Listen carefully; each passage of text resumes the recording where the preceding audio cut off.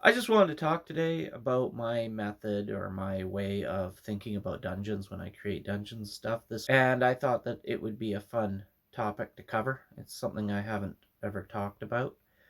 So basically, I break dungeons up into two different types. Well, three different types. There's settings, but that doesn't really apply here because that's more like towns, castles, that kind of thing. So in actual dungeons, when you're going down underground or you're going into a cave network or whatever, I have two different categories that I think of. I think of chase dungeons and I think of funnel dungeons. And I actually think of them by that name. And then combinations, sort of a hybrid dungeon where you have maybe a funnel dungeon that leads to a chase dungeon, or a chase dungeon that leads to a funnel dungeon, leads to another chase dungeon, that kind of thing. So the objective when I'm creating a dungeon is I usually start with an idea in my mind of what I would like to do, and I think of a category, either a funnel dungeon or a chase dungeon, and I'll explain those in a minute here. But I think of what would be appropriate, what would make sense for that, and I try and create what would be interesting for both players and GMs. And the reason for that is because I want to have something interesting for players, but also something interesting for GMs, because my dungeons are blank and they're empty. So I want to spark a creative interest in the dungeon master's mind, sort of help them imagine some scenario or something that could be going on. Now, I always imagine one myself, just sort of as an aid to creating the dungeon, but I want it to be open enough that a DM could fill in with anything that they came up with. They don't have to use my version because I'm not actually creating a scenario. I'm creating just a dungeon for people to use. A blank dungeon, you just fill in your own details, you know. So the idea being it's for a busy DM. So what I do is I think of the path. That is how the adventurers, how the players are going to move through the dungeon, and whether it's going to be a chase dungeon or it's going to be a funnel dungeon.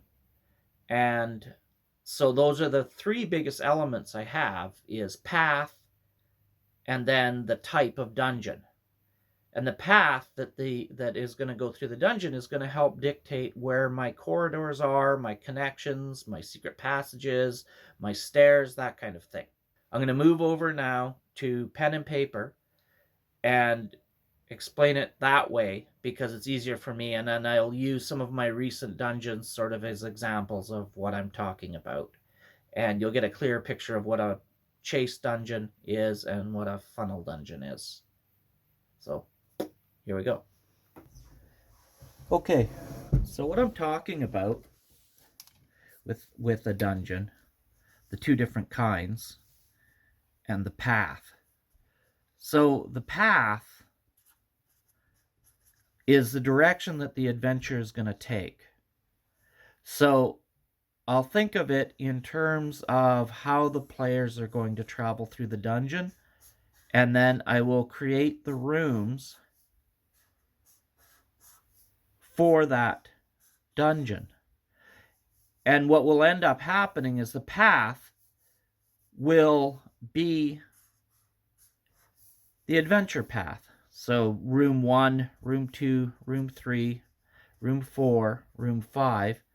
As you can see, there is not a lot of choice for the players as to which room they're going to go to.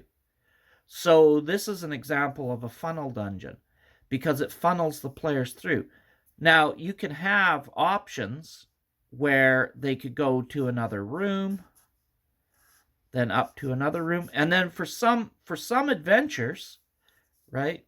You might call this 6, 7. Now that's a really bad numbering convention, but you can see generally, even though they might go up there, they're going to end up having to come in this direction. So this is an example of a funnel dungeon, and lots of things make sense to have a funnel dungeon like this, like a tomb, for example, because you're gonna have the coffin over here, at the end of it, right? And they're going to want to explore it, or you're going to have some kind of end goal in mind.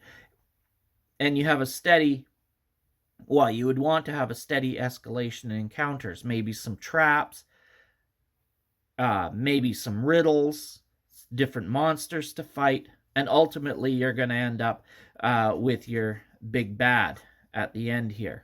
It would be the idea. And this is an example of a funnel dungeon.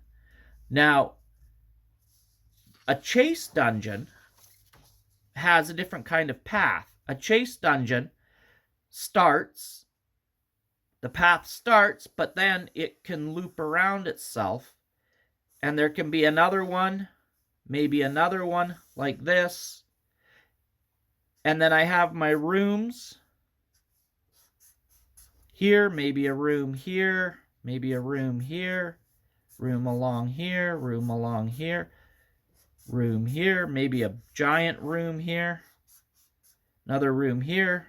Then we'll number them 2, 3, I don't know, 4, 5, 6, 7, 8, 9. So we have our rooms.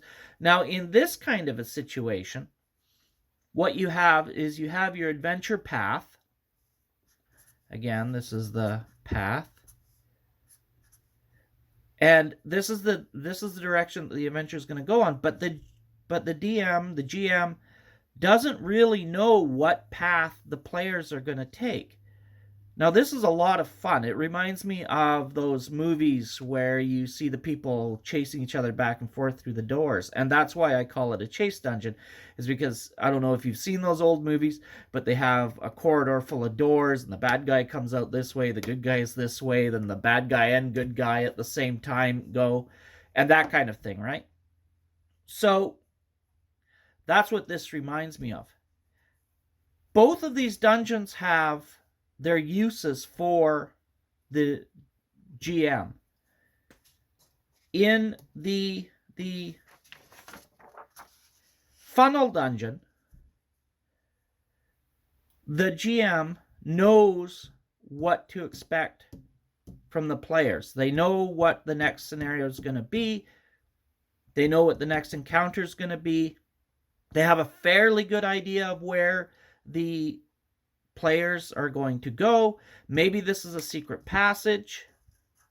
So the GM knows maybe they'll go here, maybe they won't, but it allows for a very precise encounter to be created. With a chase dungeon, it's not really the same scenario. They might go to room 1, and then there's a tunnel that goes over to room 5. And then there's a tunnel that goes to room 2. Now, the GM doesn't really know where the players are going to go. This creates more of a free-form play. And where the advantage is for the GM here, and for the players. For the players, this is fun because it gives more choice. Whereas with a funnel dungeon, you can feel kind of railroaded. And that you can avoid feeling railroaded by keeping these relatively short. But if you have a big, long funnel dungeon, players are going to get annoyed pretty quickly with it, in my opinion, because they're going to feel like they're railroaded. But in a chase dungeon, they're not going to feel railroaded. Plus, the way you lay out the path allows for different strategies, both by the players and by the GM. And it also allows some flexibility for the GM. If the GM isn't quite sure about some encounters, maybe they're playing OSR without challenge ratings, or a game, some game that isn't as precisely balanced, say, as Pathfinder and Dungeons and Dragons. Maybe they want a little leeway. But even with Pathfinder and Dungeons and Dragons, sometimes you might find an encounter is weaker than you expected. Well, if that's the case, it's a little bit weaker here. Aha! Some bad guys come from room 9 into room 4. Because the path could be they go from room 1 and they come down to room 4, or they come over to room 5. Basically what this is a flow chart. And that's what a dungeon is, essentially, is a flow chart. And with a chase dungeon, you have all these different options available to you, so it allows for more of a free form kind of playing experience. Now, there's another type of dungeon, which I mentioned, which is the hybrid dungeon. So you have a scenario like this, say, where you can move around and you have lots of options, and bad guys can sneak up on good guys can sneak up on bad guys. But you can also add to it a funnel. So you can change the path. You can say, okay, at room 9, we're going to change into a funnel dungeon. Maybe there's some reason for this. Maybe somebody built something. Maybe this is an ancient ruin. Maybe this is a tomb of some kind. So now all of a sudden, as you can see, we've got the chase dungeon going on, but then we break off into a funnel dungeon. And I really like these kind of hybrid scenarios because it allows sort of the best of both worlds. You can have sort of more of a free-form play here where your encounters don't have to be quite so precise. It allows for a lot of strategy and the players to have a lot of choice. Whereas with the funnel dungeon, it allows, particularly if you're coming to the big bad and the GM has a very defined idea of how they would like the encounters to go in a certain way, and part of the dungeon, this allows for that. So this is my hybrid dungeon. So those are the three different kinds. We've got the funnel dungeon, the chase dungeon with a funnel dungeon, which would be the hybrid dungeon. And I'll give you some examples of what I'm talking about with some of my recent dungeons here. As you can see, this would be a setting. This is more like what your battle map would look like, say. And this is a setting, which I haven't covered here. But this is more of a static. People can generally see each other. This is more like for wargaming. If you want to have a bunch of bad guys here, a bunch of good guys here, they can clash on the field of battle. Battle maps are awesome, but they're not dungeons. But this is a setting which leads to a dungeon. So down here, there are caves, and they come into a chase dungeon. So you can see it's a small chase dungeon just because there's a loop. But again, there can be monsters here, say, but the GM really doesn't know if the players are going to come in this cave or if the players are going to come in this cave. Maybe the players are going to make a bunch of noise and the monsters are going to come out. Maybe the players are going to be really stealthy and come in. So this is a lot of fun because it creates a lot of opportunity for the players to make decisions. And it also allows the GM to modify and to play a little strategically with their monsters while they're doing this. So that is an example of a setting combined with a chase dungeon. Now here, this is a funnel dungeon. It's a crypt. So the GM knows for certain that the players are going to enter from here. This is the path through the funnel dungeon. And there's a secret passage. They may or may not come this way. But he or she knows for sure that the players are going to enter this room. Then they're going to enter this room. Then they're going to enter this room. They may enter this room. They may not. And then they're going to enter this room. They may, after entering this room and defeating the big bad, they may come back, search, find this secret passage. So this is the path. And this is what I call a funnel dungeon. And it allows the GM to create very precise encounters. It doesn't allow the GM to modify the encounters much, except behind DM screens. But you could, of course, have the big bad fighting them here and have monsters attack from the rear, but it wouldn't make sense unless they were somehow left behind, that they were actually from this dungeon. They would probably be somebody from the outside. Maybe you're an NPC party, maybe raiders, goblins that snuck in after the players. You could do that sort of thing, which would be fine. That would be fun, but it would be a deviation from the narrative. So then, this is another example. This is an example of a setting. We have a crossing. We have a path here with some stone statues above the path. So the path comes through here. It's literally a road, as you can see. But then we have an adventure The players would enter here, they enter room 1, they enter room 2. There are some arrow slits here so they could be attacked on the road. So this is an example, again, of a setting with a funnel dungeon. The other one, as you remember, was a setting with a chase dungeon. Now this is a setting with a funnel dungeon. And is it a dungeon? It depends. If the players have an objective in here, then it becomes a dungeon. If the players don't have an objective here, then it isn't a dungeon. It's a setting. So this here is an example of a setting with a chase dungeon. So the setting is the road, again, on a cliff. The players could enter here, the players could enter here, the players could enter here, they could enter here, they could enter here. Likewise, monsters could come out of any of these if the players were noisy. The GM doesn't really know whether the players are going to, which corridor they're going to enter in. So the GM has to create more fluid encounters that can move around. Like if these guys hear something, they may come out here. There may be guards along here. So that's an example, again, of a setting with a chase dungeon. Now, this is, again, another setting with a chase dungeon.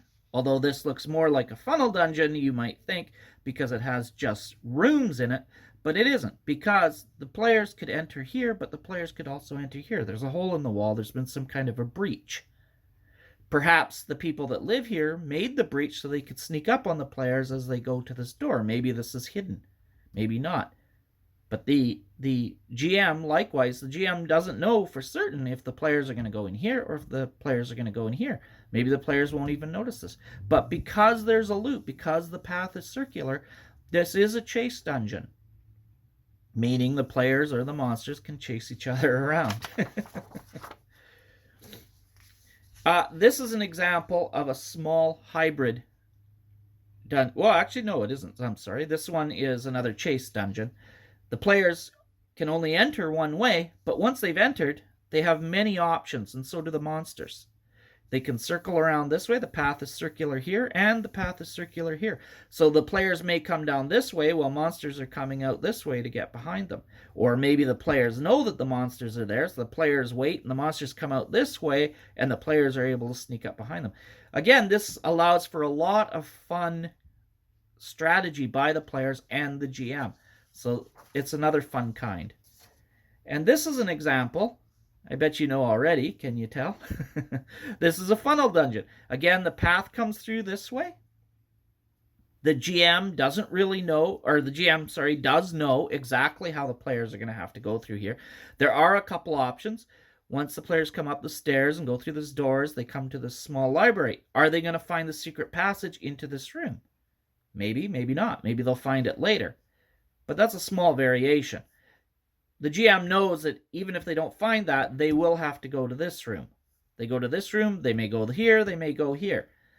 GM, it's a small variation. The GM isn't certain they'll go here or certain that they will go here, but you can make encounters based on your knowledge that they're going to choose one of the other options. They come through here, they come to the end, and there's some kind of a big bad here. Maybe a wizard, couple wizards, something like that. But this is another example of a funnel dungeon. So this is just how I think about these things. I generally start off with an image in my mind, but when I'm building the dungeons in my mind, before I actually put pencil to paper, I plan out the path, and I plan out what kind of a dungeon it's going to be, and I try and figure out what makes sense for the scenario that I have going in my mind. And I try and leave lots of things for the players, lots of options for the players in either kind of dungeon, and lots of options for the GM. I hope this helps you, and I hope you enjoyed this video. If you did, please be sure to leave a like and sub to the video if you like it. I plan to make more videos like this. And also, you could hit the bell for notifications if you wanted. I know this is a new YouTube channel, but I intend to keep this up. So I hope that you'll join me, join the channel, and help me grow. Thank you for watching.